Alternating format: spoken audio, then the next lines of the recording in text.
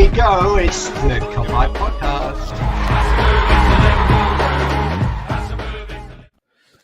Hello, everyone, and welcome back to the Kopite Podcast. I'm Mick, joined by Jay and Matt. But before we start today's pod, we've obviously got to pay tribute to the great man Gérard Houllier, who sadly passed away today. Came to the club in July 1998 as joint manager with Roy Evans, and it wasn't until November of that year that he took the reins fully. Won an FA Cup, 2 League Cups, a Charity Shield, UEFA Cup and Super Cup, 5 of those coming in that famous 2001 season. In October 2001, during our game against Leeds at Anfield, he was rushed to hospital for an operation on a heart condition, which unfortunately continued to plague him for the rest of his life. We've done podcasts with some of his former players like Sander Westerveld, Eric Meyer, Sean Dundee and Marcus Babbel, and they were nothing but complimentary about the man. He didn't deliver us that elusive Premier League title, but he brought us so many boss memories, and his passion for the club will always resonate with every Liverpool fan. Rest in peace, Gérard Houllier. What's your best memories of the man, guys? Mate, I mean, how'd you follow that for a start, mate? That was really good, that. Do you know what, mate? I think this is the first time for our generation where we've had a former manager, pass away, and it's hit us hard. Yeah. It's very tough. I mean, our generation, he was the first manager that I like my best memories with. Don't get me wrong, obviously Roy Evans was fantastic for us, and I had some good memories of Roy Evans as the manager, and he's such a lovely fella, and met him a couple of times, and yeah, but it was Gérard Houllier really when he became the age of, I was 16 when we won that treble, and that was where it was like that was football for me then. By the late 90s, sort of 97 onwards, and obviously, yeah, what a fantastic human being he was. He loved the club, he loved the city. Obviously, he was embedded in the city 30 years prior, before he took the job anyway, so he knew all about the club and everything beforehand. But yeah, I mean, he made some radical changes that needed to happen, and the boot room days were well and truly over, and everyone was scared about it, but he brought new ideas. It was fresh. The players got on board with it. He nurtured Steven Gerrard. He nurtured Jamie Carragher. He took Mike Owen to another level, and he's just absolutely incredible. Brought some fantastic players to the club. It's thanks to him we got the likes of Sammy Hippier and Stefan Arnshaw in, and had a formidable back four. He brought in Marcus Babbel on a free, that just shows the pulling power of the man, because who'd have thought we'd have got Marcus Babbel back then. And what can you say about the treble season? Just incredible. What about you, Mick? Memories for yourself? I think you've just covered it all there, mate. He's the first manager where I was maybe old enough to kind of really appreciate the team we had. And like you said, I don't think it's not spoken about enough. The way, like you said, he nurtured these players who obviously they were really talented, but they needed that father figure, and he was that focal point that made them the best that they were. So not on but fond memories of him. Obviously, it's such a sad day. Matt, any thoughts on Gérard Houllier?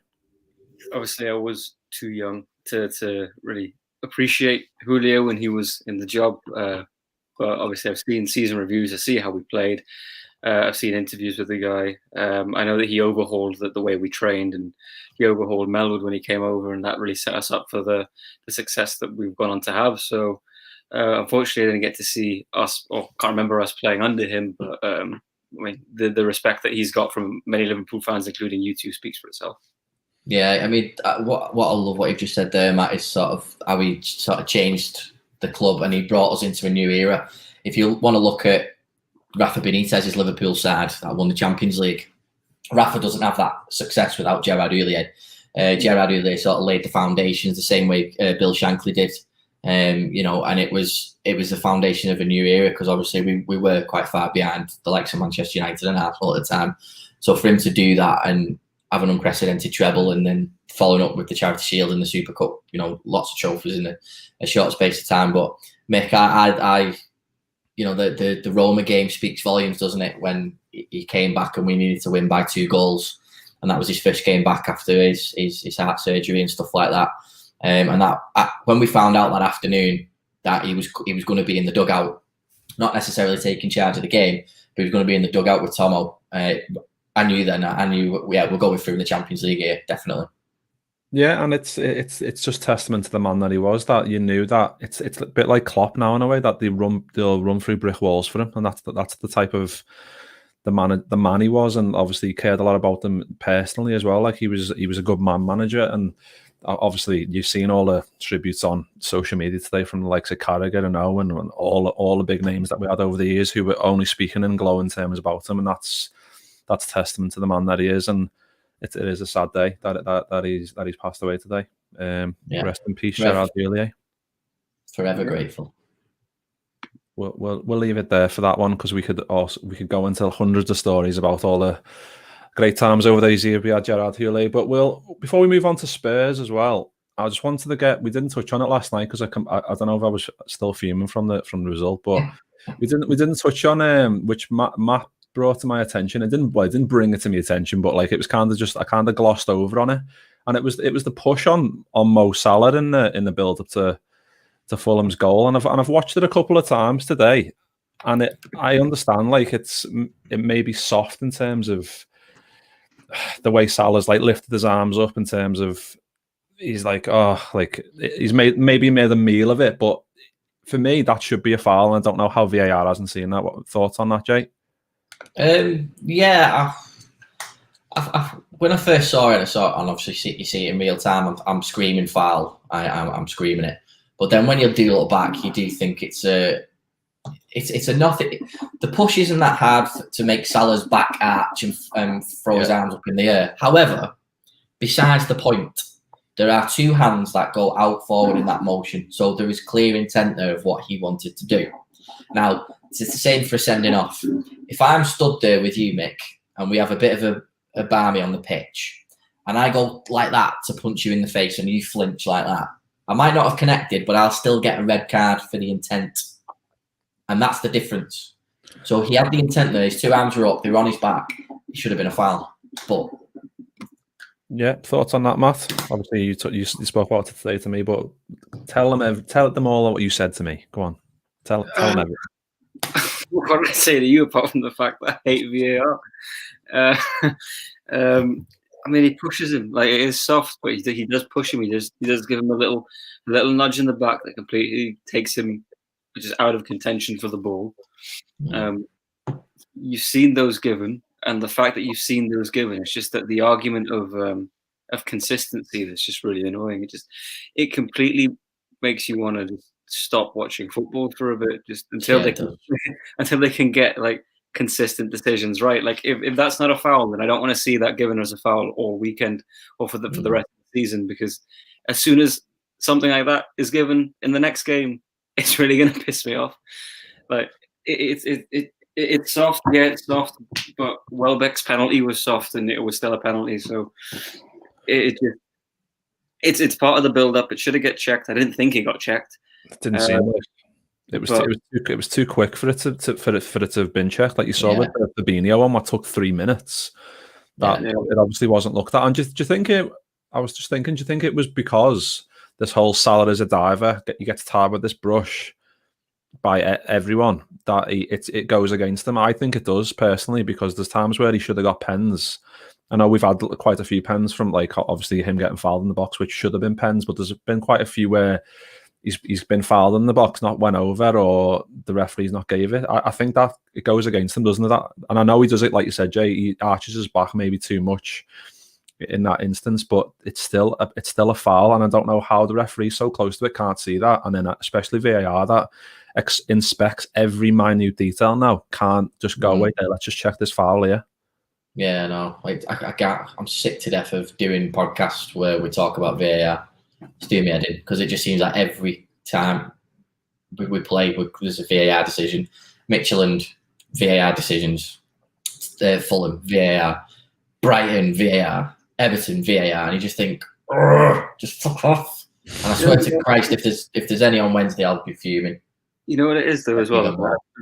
I've watched it back, and Salah stays on his feet, and he's called a diver, but I'm sure if he goes to the ground like Danny Welbeck did, then maybe that gets checked. Because Welbeck's penalty wouldn't have got checked if Welbeck doesn't flop on the floor like a fucking fish. An hour later after the challenge. Yeah. So, I mean, if Salah goes down, maybe that gets checked. But then with that whole logic, you're encouraging players to dive or to hit the deck. And I thought VAR was brought in to get decisions right. And a player shouldn't have to hit the floor for it to be a foul. It's just exactly. Yeah, that's why. Yeah, that's why it's frustrating because you're creating a monster, and we've said it loads. Like, you don't want people to dive, but if they're not getting the fouls, they're gonna. So that's the only thing. Like, and Salah gets enough grief as it is. So if he did fall over yesterday, can you imagine like that foul that Darby did a couple of weeks ago, where he got absolutely ripped to pieces, and then you can see like everyone's at it, like Kane, Sterling, like everyone's doing it, and it's just absolutely driving me insane. What's Greg saying here? VAR's made goal celebrations a thing of dread now. Game is room for me. Afraid to celebrate every goal. Yeah, and I'm the same. Like even with the goal for Liverpool, like I was like, it's a pen, and I was like, I'm not celebrating this as a penalty because I don't know what VAR are going to do, and that's what drives me insane, really. When I was watching the highlights of the match, and when Salah gets pushed, the commentator's like, "Oh, that's surely a foul on Salah." Oh, Reed scored, but VAR is going to chalk it off. Oh, they haven't. What? Yeah, it's sad, and it's sad to just enjoy the game at the minute. I'm sure Fulham fans watching that, and not in the stadium because you don't have the joy of replays. But Fulham fans watching that at home, when they saw Salah get pushed, should have been thinking this is going to get choked off. Yeah, I'll be doing the exact same because you're always thinking, oh, he's gonna give that as a foul because technically it is a foul. So it's just disappointing. All we want is consistency. Like if it happened down the other end, and it was that way to the opposition, then you'd be like, right, yeah, it is. It's soft, but it's a foul technically. I don't care if it's given against or for. I just want consistency. Yeah, like we were with Bobo and Welbeck. It's soft as hell, and it's tough to swallow, but it's a foul at the end of the day. And I don't think any of us were on here saying that it wasn't a penalty. We had to accept it was a penalty because the fact of the matter is, doesn't get the ball, just nicks Welbeck, but he gets Welbeck. Just decide what's a foul and stick to it. Yeah, but we'll leave that there. Otherwise, we'll be here all night on about that shit. We'll move forward to the Wednesday night Spurs top of the table clash. It's gonna be boss, and I can't wait now that the fans are back at Anfield and that. It makes me more excited for the game. Not like I wasn't anyway, but like the fact that the Wolves game proved just how much an effect the fans can have. And I'm coming up against the informed team in the league. It's going to be a good game, isn't it, Matt? I'm looking forward to it. Yeah, it's going to be a good game. I feel like it's always a good game when you play Spurs. Like I think they've been quite high scoring recently. I'm not too sure at the moment if it's going to be high scoring because Tottenham are very pragmatic defensively, especially with Josie, with good old Josie there. Josie.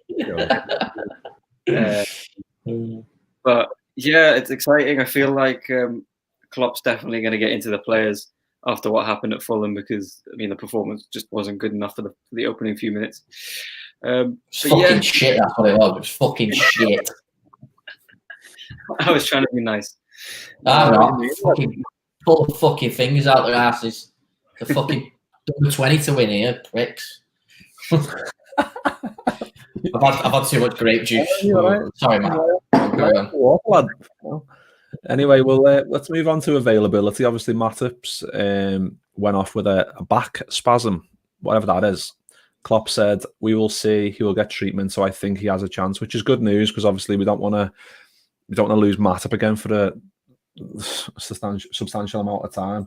And as Ben said to me earlier on Twitter, if Matip is fit, would you bring in Nat Phillips in at CB and put Fabinho back in the six with Gino and Hendy? I just nearly said Gino and Hendy. Thoughts on that, Jay? Yeah, I'm fine with that. I think that Phillips could do with getting another game under his belt. What a game for him to come in at. But I think maybe with the threat of Son and Kane, I think Klopp might just stick to Matip and Fabinho again because it's worked and it's done really well. We look at it yesterday, and it wasn't the defence that let us down. We didn't score enough goals. It's not like we conceded 3 or 4 against Fulham yesterday. We did all right defensively, ish. Just you know what I mean. We didn't concede any more than we should have. If it wasn't for Alisson, Jesus Christ, we would have been kept us. But we are, but they are. It is working, but we do lose a little bit in midfield. So it is a really good point that, and like I said, I'd be happy with either because you're then getting that impetus in midfield then to allow licenses to go forward a little bit more, which is what we've been lacking. So again, either or for me. It's difficult, isn't it? I'm talking about it, and because I'm so gutted about yesterday, I'm finding myself dead hard to get up for this game because that was a perfect opportunity for us to put some gap between the, not just Spurs, but everybody else, and it's even more bigger now on Wednesday. But it's hard to get up for it at the minute because I'm a bit like. Ugh. Yeah, I know what you mean. Like, it is disappointing especially when it's difficult to say it was an easy game on paper, but it kind of was. Like, I know we were away to Fulham and they've got a good team and whatever, but you expect as strong as we were yesterday, you expect Liverpool to go there and be at the races from minute one, and we weren't. We were playing catch up from minute one, unfortunately. In terms of that lineup, then, Matt, do you think it'll be the same team as Fulham? No, I'd like Jay said, I'd like Fabinho midfield with like Jay didn't say. I'd like Fabinho in midfield with Phillips and Matip at the back. I think Tottenham, the way they're playing at the moment, which is just to just deny the opposition and then hit them on the counter. I think Fabinho's intelligence in midfield would just be extra defence, an extra bit of cover. That although Gini and Hendo do good jobs in CDM, you want a specialist when you're coming up against players like Son and Kane. And with Kane dropping a bit deeper, he will have that one-on-one battle with our CDM. And if it's Fabinho at CDM, I feel like Fabinho could hold him off. Maybe not better, but I'd just be more confident. Like he is that bit more intelligent than our other options in midfield when it comes to defensive work. So I'd like to see, and I'd like to see Nat Phillips get a start as well. That at the bottom. Yeah, exactly. We've got to bully that Spurs midfield. Fabinho in the middle gives us a lot more power than it does if Jones or Ox start as good as Jones has been recently. And yeah, I was going to say, who would you leave out? Because I mean, for me, Curtis Jones, second half definitely was our best player because he was just taking us over, like that chance where if he scores that, my shirt's getting launched out the window and I'm running around the street because that was just fucking unbelievable, that run. Like the fact that he just left Anguissa for dead, that just proves how good he is and how strong he is and how quick he is. So yeah, it would be a shame if he got left out, wouldn't it, Jay? Because he's been so great lately. Yeah, absolutely. He's a great talent, and against Spurs he'd be lethal with his abilities and stuff like that. And like you said, mate, if he scored that goal yesterday, bloody hell, that's bought him the next 3 or 4 starts. But again, we say at every podcast when we do the team news, not bothered that he's in the side because he's such a great talent. He's got huge potential, and he can do damage to that Spurs side. So yeah, whether he's in or not, I'll be happy. But like, we just got that comment then about putting Fabinho in to bully that Spurs midfield. And that's a really, really good point. I think maybe we might have to bring Nat Phillips in again, which we said before, not going to be bothered. Put Fabinho in with Hendo and Gini. That would be my midfield 3. Yeah, I agree. And Greg's just threw a little comment there. Only word on Thiago's fitness. I don't know. I think it's, as far as I know, it's still January, isn't it? I think we play Southampton on the 2nd of Jan. So I imagine that's probably the aim if we can get him back for that one, because Southampton aren't going to be any pushover. So from the word on the street is that it is going to be the new year now. I think it's safe to say that we just box Thiago off till the new year now. Just forget about him till the new year. Unfortunately. Yeah. But if we can stay up there until he comes back, that's a massive, massive boost for us, especially in Europe. Yeah, and that feeds in nicely to obviously the next news that came out today. Obviously, we're going to face Leipzig in the last 16 of the Champions League, which is they're going to be a tough tie. Obviously, they recently beat Man United. Going to be a test for us. Is it? What? Though, is it? True. So the first leg will be in mid to late Feb, and the second leg in the beginning to middle of March. So talking about Thiago, like Thiago should be fully back by then. Even like Diego Jota should be back for then. They're going to be Diego. Well, I've just called Hendo Hindi and whatever. I don't even know what I'm doing, lad. I don't even know what I'm doing. But having Jota and Thiago back for that Leipzig game, that's going to be a huge boost, isn't it, Matt? Yeah, 100%. I mean, the more players we get in, the better it's going to be. I'm happy with Leipzig, I'll be honest. This is just going to be a attack versus attack, given our our lack of Van Dijk and Gomez, and I definitely feel like we've got enough firepower to get at them. Everyone's making this big deal about Upamecano, and yeah, he's probably not that bad, but every time I've seen him in the Champions League, he's always making a howler. Like, I know he went on that mad dribble against Spurs last year, but he's pretty suspect, at least from what I've seen. And you saw them almost capitulate completely against United in the last 10 minutes, and they're not exactly flying forward with real grace at United at the moment. So I'm completely confident. I feel like this is going to be one of those, when we played Roma a couple of years ago, and we won like 5-2 and then like 4-3, or we lost 4-3, something. It's going to be one of those. Are you that confident, Jay? Nope, absolutely not. I wish I had the boys' confidence. I really did. Matt, turn your phone off. That's someone ringing Matt going, really? Are you that confident? Yeah, that's Upamecano getting on the blower. Upamecano's ringing. What are you saying, lad? Was it Upamecano, Matt? Yeah, it wasn't happy. No, you could speak for it. Yeah, mate, I'm not, at the end of the day, you'd always fancy yourself over 2 legs against RB Leipzig, wouldn't you? Absolutely. I don't think it'll be as a high-scoring aggregate game as what Matt thinks. I hope it is for entertainment purposes and we still go through. But I think it'll be a lot closer than that, especially talking about it now, given the way we're playing. But then you think about it, well, Jota will be back and Thiago should be back. Yeah. It should be a lot easier. We never know where we're going to be with Big Verge. By the time that second leg comes about, we're getting closer to April, and you never know the big man. He could be back, so you don't know, do you? But as long as you stay thereabouts, if Van Dijk that game, what'd you say, Matt? Do not get my hopes up. He's not going to be back. No, you've just got my hopes up. I've just absolutely my heart's just swelled. Well, the talk wasn't it, that it was April. That was the time frame that he was given. Now, I've never seen a player be doing exercise or training, light training or whatever, with an injury the way he's had it. The club has kept the cards pretty close to the chest, in my opinion. And maybe I'm just saying all these things to make myself feel happy, given the fact that I'm an unemployed bum at the minute. I just want to be happy about certain things in life. So maybe it's because of those factors that I'm thinking, you know what, we might see him before the season finishes. But I'm with you boys. I'm 35 years of age. I've seen his injuries all the time. He's usually out for the season. So you imagine things though if he gets named in the lineup against Leipzig. Imagine that. Even if he's on the bench, mate. Even if he's on the bench. Let's stop talking about this because I'm getting really happy now. And you can't even see how happy because it's wow. If you haven't, anyway, let's move on. If you haven't seen me, you said that. What was that, Kerry? I mean, let's crack on.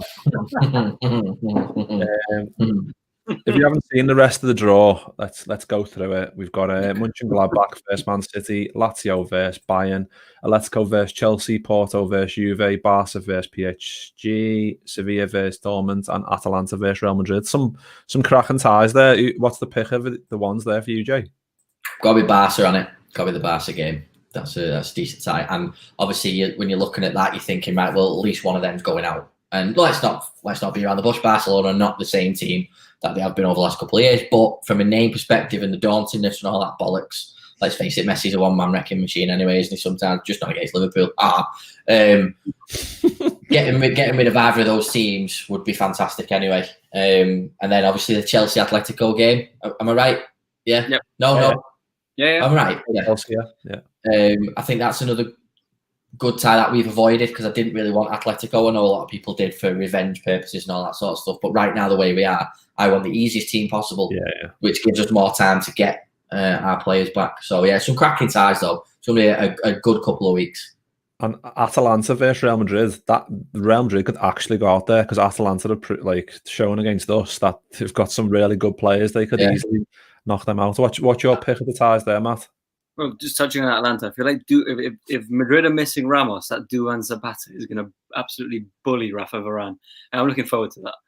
I think, the standout game is definitely PSG-Barca, but I'm going to go a step further than Jay, and I'm going to say that that's Barca out, just given the way that they're playing at the moment. Yeah, I agree. Messi is a one-man wrecking machine, but the man looks completely just dejected. Like, does not want to be at Barca. Yeah, it's the go. I don't expect him to turn it on in the Champions League. I think he's in his head he's gone, and I'm pretty sure he'll be gone anyway. So yeah, that's definitely the tie, and I feel like PSG are gonna have their way with him. Ooh. Yeah, and like the little comment there, like having the second leg at Anfield is brilliant news, and it's always the best. It's the way we like to do things, having the second leg at Anfield, just because it doesn't mean we can play shit in the first game, but it means you've got that to fall back on, and who knows how many people we might be allowed into the stadium at that point. There might be 4,000, so that would be, if 2,000 sounded like 15,000, then 4,000 is going to sound like 30. Is that absolutely? Absolutely. That was just for you, that Matt. Obviously, I know that. But yeah, we'll leave it there, shall we? Because that's 25 minutes. We'll be back on Wednesday at, I think kickoff's 8, and we'll be back at 7 for the breaking team news. Then straight after, I'm going to try and find a Spurs fan and then let Matt have a go at them like last time where he ripped that right. Where are you going to find a Spurs fan from? Well, I might not if you're going to be on it, because I know you'll give them shit. Anyway, thanks to Rivalry Aside TV for the comments. Nice one to Greg, as usual, mate. You're an absolute legend. And that was it for today. And I mean, we're a bit early, aren't we? So yeah, we will see you very shortly on Wednesday for 2 pods. So we'll see you soon.